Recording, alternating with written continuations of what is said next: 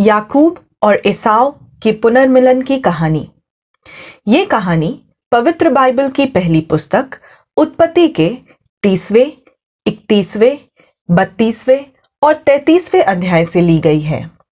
याकूब लाबान के साथ 20 साल तक रहा। परमेश्वर उससे बहुत खुश थे और परमेश्वर की कृपा से याकूब बहुत धनी हो गया और उसके पास बहुत सी भेड़ बकरियां, दास दासियां, ऊंट और गधे हो गए। वह अपनी पत्नियों और पुत्रों के साथ बहुत अच्छा जीवन व्यतीत कर रहा था। एक दिन याकूब ने लाबान के पुत्रों को बातें करते सुना। उन्होंने कहा, हम लोगों के पिता का सब कुछ याकूब ने ले लिया है। याकूब धनी हो गया है और यह सारा धन उसने हमारे पिता से लिया है। तब याकूब को यह महसूस हुआ कि लाबान अब पहले की तरह उससे प्रेम भाव नहीं रखता। फिर परमेश्वर ने याकूब से कहा, तुम अब अपने पूर्वजों के देश को वापस लौट जाओ, जहां तुम पैदा हुए थे। मैं तुम्हारे साथ रहूंगा। इसलिए याकूब ने राहेल और लिया से उस मैदान में मिलने के लिए कहा जहां वह बकरियों और भेड़ों को चराता था। वहां याकूब ने उनसे कहा, मैंने देखा है कि तुम्हारे पिता मुझसे क्रोधित हैं। उनका मेरे प्रति वह पहले जैसा प्रेम भाव अब नहीं रहा। तुम दोनों जानते हो कि मैंने तुम लोगों के पिता के लिए कितनी कड़ी मेहनत की है, लेकिन तुम लोगों के पिता ने मुझे धोखा दिया। तुम्हारे पिता ने मेरा वेतन 10 बार बदला, लेकिन इस पूरे समय में परमेश्वर ने तुम्हारे पिता के सारे धोखों से मुझे बचाया है। तब राहेल और लिया बोली, हमारे पिता ने हम लोगों के साथ अजनबी जैसा व्यवहार किया है, इसलिए अब तुम वही करो जो परमेश्वर ने करने के लिए कहा है। फिर याकूब ने यात्रा की तैयारी की। उसने अपनी पत्नियों और पुत्रों को ऊंटों पर बैठाया और कनान की ओर लौटने लगा, जहां उसका पिता रहता था। जानवरों की भी सभी रेवड़े जो याकूब की थीं, उनके आगे चल रही थीं। वह वो सभी चीजें साथ ले जा रहा था जो उसने पद्दनराम में रहते हुए प्राप्त की थीं। उस समय लाबान अपनी भेड़ों का ऊन काटने गया था। तभी राहेल उसके घर में घुसी और अपने पिता के गृह देवताओं को चुरा लाई। जाने से पहले याकूब ने लाबान को कुछ नहीं बताया कि वह वहां से जा रहा है। याकूब ने फरात नदी को पार किया और गिलाद पहाड़ की ओर यात्रा की। 3 दिन बाद लाबान को पता चला कि याकूब भाग गया है। तब लाबान ने अपने आदमियों को इकट्ठा किया और याकूब का पीछा करना आरंभ किया। 7 दिन बाद लाबान ने याकूब को गिलाद पहाड़ के पास पाया। उस रात परमेश्वर लाबान के पास स्वप्न में प्रकट हुए। परमेश्वर ने कहा, याकूब से तुम जो कुछ कहो उसके एक एक शब्द के लिए सावधान रहो। तब लाबान ने याकूब से बोला, तुमने मुझे धोखा क्यों दिया? तुम मेरी पुत्रियों को ऐसे क्यों ले जा रहे हो? मुझसे बिना कहे तुम क्यों भागे? यदि तुमने कहा होता तो मैं तुम्हें दावत देता। उसमें बाजे के साथ नाचना और गाना होता। तुमने मुझे अपने नातियों को चूमने तक नहीं दिया और न ही पुत्रियों को विदा करने दिया। तुमने यह करके बड़ी भारी मूर्खता की है। मैं जानता हूं कि तुम अपने घर लौटना चाहते हो, यही कारण है कि तुम वहां से चल पड़े हो, किंतु तुमने मेरे घर से देवताओं को क्यों चुराया? याकूब बोला, मैं तुमसे बिना कहे चल पड़ा क्योंकि मैं डरा हुआ था, किंतु मैंने तुम्हारे देवताओं को नहीं चुराया। और यदि तुम्हें मेरे किसी व्यक्ति के पास से तुम्हारे देवता मिले तो वह मार दिया जाएगा। तुम अपनी किसी भी चीज को यहां ढूंढ सकते हो, जो कुछ भी तुम्हारा हो ले लो। याकूब को यह पता नहीं था कि राहेल ने लाबान के गृह देवता चुराए हैं। तब लाबान ने हर जगह खोजा, पर उसे अपने देवता कहीं नहीं मिले। तब याकूब बहुत क्रोधित हुआ क्योंकि लाबान ने उस पर झूठा आरोप लगाया। फिर याकूब ने लाबान को याद दिलाते हुए कहा, मैंने 20 वर्ष तक तुम्हारे लिए एक दास की तरह काम किया। पहले के 14 वर्ष मैंने तुम्हारी 2 पुत्रियों को पाने के लिए काम किया। बाद के 6 वर्ष मैंने तुम्हारे जानवरों की सेवा की, और इस बीच तुमने मेरा वेतन 10 बार बदला। लेकिन मेरे पूर्वजों के परमेश्वर, अब्राहम के परमेश्वर और इजहाक के परमेश्वर मेरे साथ थे। यदि परमेश्वर मेरे साथ नहीं होते तो तुम मुझे खाली हाथ भेज देते। किंतु परमेश्वर ने मेरी परेशानियों को देखा और परमेश्वर ने हमेशा मेरी सहायता और मदद की। फिर दोनों ने आपस में एक दूसरे को नुकसान न पहुंचाने के लिए एक चट्टान के पास एक समझौता किया। फिर लाबान ने कहा, यदि तुम मेरी पुत्रियों को चोट पहुंचाओगे तो याद रखो परमेश्वर तुमको दंड देगा। यदि तुम दूसरी स्त्री से विवाह करोगे तो याद रखो परमेश्वर तुमको देख रहा है। और लाबान ने उस जगह का नाम यज्र सहादुथा रखा। लेकिन याकूब ने उस जगह का नाम गिलियाद रखा, जिसका अर्थ है साक्षी का ढेर। तब लाबान ने कहा, यहोवा हम लोगों के एक दूसरे से अलग होने का साक्षी है, इसलिए इस जगह का नाम मिस्पा भी होगा। फिर याकूब ने एक पशु को मारा और पहाड़ पर बलि के रूप में भेंट किया, और उसने अपने लोगों को भोजन में सम्मिलित होने के लिए बुलाया। भोजन करने के बाद उन्होंने पहाड़ पर रात बिताई। दूसरे दिन सवेरे लाबान ने अपने नातियों को चूमा और पुत्रियों को विदाई दी। उसने उन्हें आशीर्वाद दिया और घर लौट गया। याकूब का भाई एसाव सेईर नामक प्रदेश में रहता था।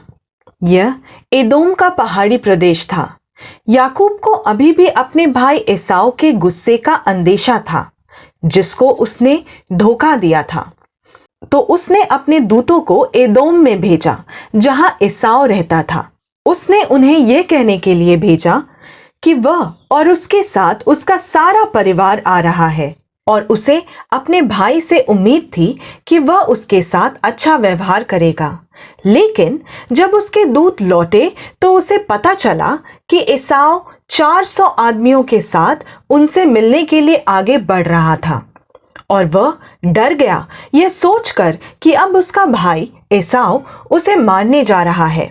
उसने अपने लोगों को 2 हिस्सों में बांट दिया, ताकि अगर एक पर हमला किया जाए तो दूसरा भाग सकता है। फिर याकूब ने परमेश्वर से प्रार्थना की, हे मेरे पूर्वज अब्राहम के परमेश्वर, हे मेरे पिता इजहाक के परमेश्वर, तूने मुझे अपने देश में लौटने और अपने परिवार में आने के लिए कहा। तूने कहा कि तू मेरे साथ रहेगा। मैं तुझसे प्रार्थना करता हूँ कि कृपा करके मुझे मेरे एसाव एसाव से बचा। मैं उससे डरा हुआ हूँ, इसलिए कि वह आएगा और हम सभी को, यहाँ तक कि बच्चों सहित माताओं को भी जान से मार डालेगा। हे यहोवा, तूने मुझसे कहा, मैं तुम्हारे साथ रहूंगा, मैं तुम्हारी भलाई करूंगा, मैं तुम्हारे परिवार को बढ़ाऊंगा और तुम्हारे वंशजों को समुद्र के बालू के किनकों के समान बढ़ा दूंगा। वे इतने अधिक होंगे कि गिने नहीं जा सकेंगे। फिर याकूब ने कुछ चीजें एसाव को भेंट देने के लिए तैयार की। याकूब ने 200 बकरियां, 20 बकरे, 200 भेड़े तथा 20 नर भेड़े लिए। याकूब ने 30 ऊंट और उनके बच्चे, 40 गायें और 10 बैल, 20 गदहियां और उनके 10 बच्चे लिए और भेंटों के रूप में एसाव के लिए भेजा। किंतु याकूब उस रात अपने पड़ाव में ही ठहरा। बाद में उसी रात याकूब उठा और उस जगह को छोड़ दिया। याकूब ने अपनी दोनों पत्नियों, अपनी दोनों दासियों और अपने 11 पुत्रों साथ लिया। घाट पर जाकर याकूब ने यब्बोक नदी को पार किया। याकूब ने अपने परिवार को नदी के उस पार भेजा और याकूब ने अपनी सभी चीजें नदी के उस पार भेज दी। याकूब नदी को पार करने वाला अंतिम व्यक्ति था, किंतु पार करने से पहले जब तक वह अकेला था, तभी एक व्यक्ति आया और उससे मल्ल युद्ध करने लगा। उस व्यक्ति ने उससे तब तक मल्ल युद्ध किया जब तक सूरज न निकला। जब उसने देखा कि वह याकूब पर प्रबल नहीं होता, तब उसने उसकी जांघ की नस को छुआ और याकूब की जांघ की नस उससे मल्लयुद्ध करते ही करते चढ़ गई। फिर उस व्यक्ति ने याकूब से पूछा, तुम्हारा क्या नाम है? और याकूब ने कहा, मेरा नाम याकूब है। तब उस व्यक्ति ने कहा, तुम्हारा नाम याकूब नहीं रहेगा, अब तुम्हारा नाम इस्राएल होगा, अर्थात परमेश्वर से युद्ध करने हारा। मैं तुम्हें यह नाम इसलिए देता हूं क्योंकि तुमने परमेश्वर के साथ और मनुष्यों के साथ युद्ध किया है और तुम हराए नहीं जा सके हो। इसलिए याकूब ने उस जगह का नाम पनीएल रखा, अर्थात परमेश्वर का मुख। याकूब ने यह महसूस किया कि वह व्यक्ति कोई और नहीं, परमेश्वर थे। अगली सुबह याकूब अपने परिवार के साथ एसाव से मिलने के लिए छोटी नदी को पार करके आगे बढ़ा। फिर जब उसने एसाव को देखा तो उसने 7 बार प्रणाम किया और आदर के साथ उसका अभिवादन किया। याकूब के इस इशारे ने एसाव को छू लिया।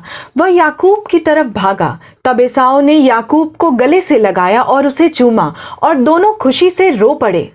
एसाव ने अपने भाई को माफ कर दिया और उसे प्यार से गले लगाया। उनकी आंखें खुशी के आंसुओं से भर गई। वे इतने लंबे समय के बाद एक दूसरे से मिलकर बहुत खुश थे। एसाव याकूब के परिवार से मिलकर बहुत खुश हुआ। एसाव ने शुरू में याकूब के उपहारों को स्वीकार करने से इनकार कर दिया, लेकिन बाद में उसने सभी उपहार स्वीकार कर लिए। इसके बाद से याकूब कनान में रहने लगा। आइए देखें इस कहानी से हमें क्या सीखने को मिला।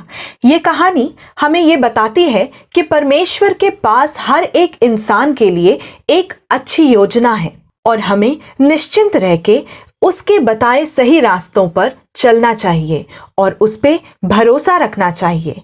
याकूब के जीवन के लिए परमेश्वर की योजना थी, वैसे ही हम सबके जीवन के लिए परमेश्वर के पास अच्छी योजना है। हम जानते हैं कि हमारा परमेश्वर महान और दयालु है और वह अपने वादों को निभाने के लिए वफादार है, भले ही लोग असफल हों, क्योंकि बाइबल में पहले कुरिन्थियों के 2 अध्याय के 9वें पद में लिखा है, परंतु जैसा लिखा है कि जो आंख ने नहीं देखी और कान ने नहीं सुना और जो बातें मनुष्य के चित्त में नहीं चढ़ी, वे ही हैं जो परमेश्वर ने अपने प्रेम रखने वालों के लिए तैयार की हैं। दूसरी बात, जब याकूब ने एसाव को 400 लोगों के साथ आते देखा तो उसने प्रार्थना की। ये कहानी हमें प्रार्थना करना सिखाती है। पर हम प्रार्थना कब करते हैं? हम प्रार्थना तब करते हैं जब हमारे जीवन में मुसीबतें आती हैं, बीमारियां आती हैं, दुख परेशानियां आती हैं, और तब परमेश्वर हमारी प्रार्थनाओं को सुनते हैं और हमारी परेशानियों का हल निकालते हैं। परंतु इसके बाद हम क्या करते हैं? हम इस सांसारिक दुनिया में खो जाते हैं। क्या हमने कभी सोचा है कि हमें इन सब आशीषों के लिए धन्यवाद की प्रार्थना भी करनी चाहिए?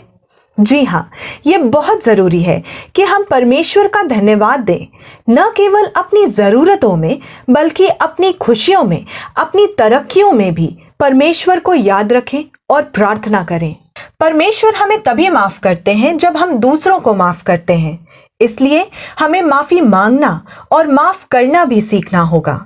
याकूब की अन्य कहानियाँ सुनने के लिए डिस्क्रिप्शन बॉक्स में दिए गए लिंक पर क्लिक करें। उम्मीद करती हूँ आपको ये कहानी पसंद आई होगी। ऐसी और कहानियाँ सुनने के लिए हमारे चैनल से जुड़े रहें। Thank you. जय मसीह की।